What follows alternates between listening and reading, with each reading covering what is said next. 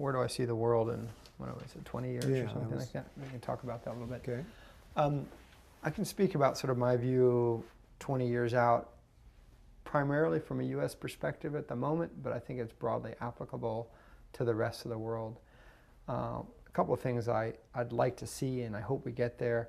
One is that energy efficiency is a hallmark of the nation, that we sort of live and breathe it as something that we do, and we see as valuable as many of the other things we've done over the years in this country, that people see it as an engine for growth, an engine for leadership, an opportunity to restore the environment.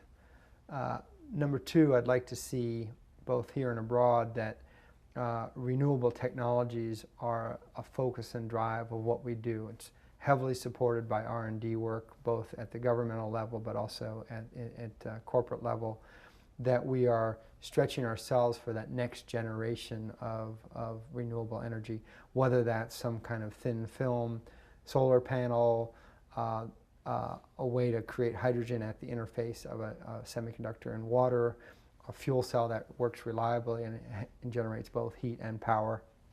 And I think much like the early 60s, where we galvanized our country to go to the moon, we should be doing the same right now. We don't know all the answers, but we know where we need to poke around. We know what the barriers are.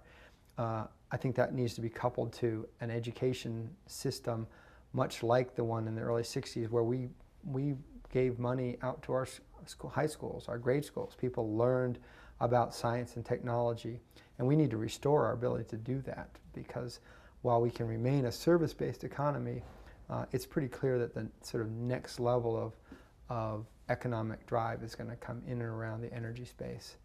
I'd love to see us restore our ecosystems so that they're viable, and that's whether, doesn't matter if they're Midwest grasslands or forests or oceans, tidal marshes.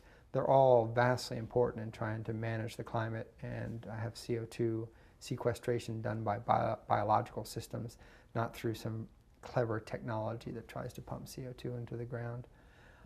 I think those are the big ones that I'd love to see come to fruition. They all feel within our grasp, because in my mind, we're not facing so much as a technological hurdle to get going right now as a willing to adopt and adapt and move forward now, and have the faith that if we put time and energy into thinking about the future generations of technologies, we can do that along the way. But we don't need to wait for the silver bullet to come. I think there's a huge, vast potential that we're sitting on right now.